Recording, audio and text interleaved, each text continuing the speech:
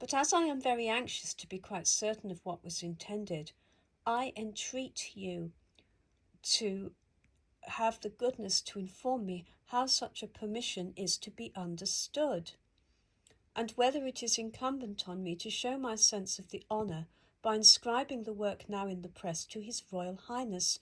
I should be equally concerned to appear either presumptuous or ungrateful. The following gracious answer was returned by Mr. Clarke, together with a suggestion which must have been received with some surprise. Carlton House, November the 16th, 1815.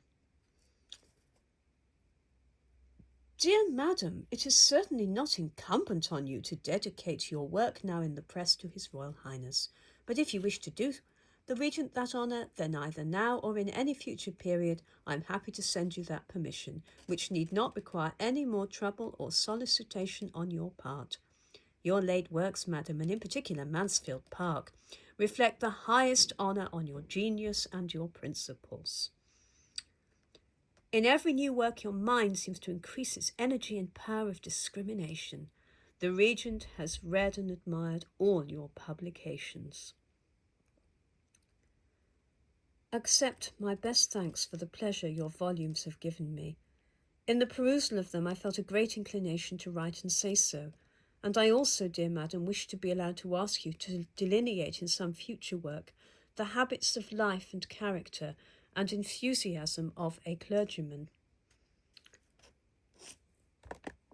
who should pass his time between the metropolis and the country, who should be something like Beattie's minstrel.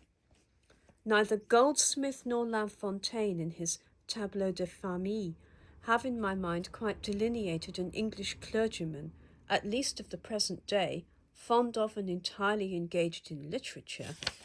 No man's enemy but his own. Pray, dear Madam, think of these things. Believe me at all times with sincerity and respect, your faithful and obliged servant, J. S. Clarke, Librarian. The following letter, written in reply, will show how unequal the author of Pride and Prejudice felt herself to delineating an enthusiastic clergyman of the present day who should resemble Beattie's minstrel. December the 11th. Dear Sir, my Emma is now so near publication that I feel it right to assure you of my not having forgotten your kind recommendation of an early copy for Carlton House, and that I have Mr. Murray's promise of its being sent to His Royal Highness under cover to you 3 days previous to the work being really out. I must make use of this opportunity to thank you, dear sir, for the very high praise you bestow on my other novels.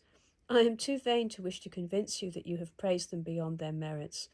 My greatest anxiety at present is that this fourth work should not disgrace what was good in the others, but on this point I will do myself the justice to declare, whatever may be my wishes for its success, I am strongly haunted with the idea that to those readers who have preferred Pride and Prejudice, it will appear inferior in wit, and to those who have preferred Mansfield Park, inferior in good sense.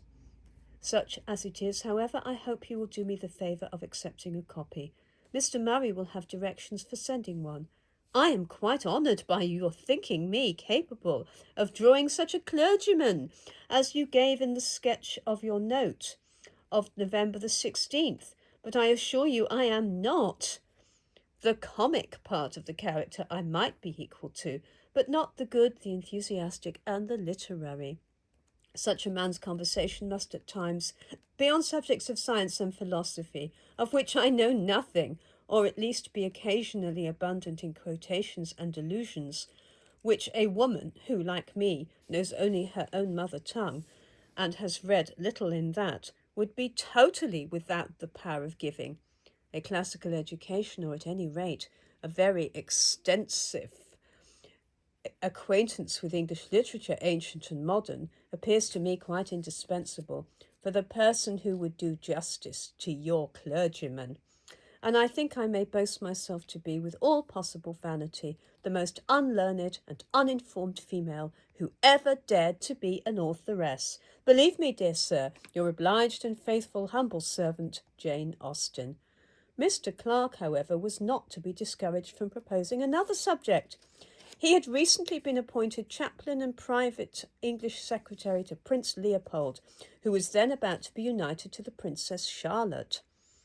And when he again wrote to express the gracious thanks of the Prince Regent for the copy of Emma, which had been presented, he suggests that an historical romance illustrative of the august House of Coburg would just now be very interesting and might very properly be dedicated to Prince Leopold. This was much as if Sir William Rosse had been sent to paint a great battle piece, and it is amusing to see with what grave civility she declined a proposal which must have struck her as ludicrous in the following letter. My dear sir, I am honoured by the Prince's thanks and very much obliged to yourself for the kind manner in which you mention the work. I have also to acknowledge a former letter forwarded to me from Hans Place.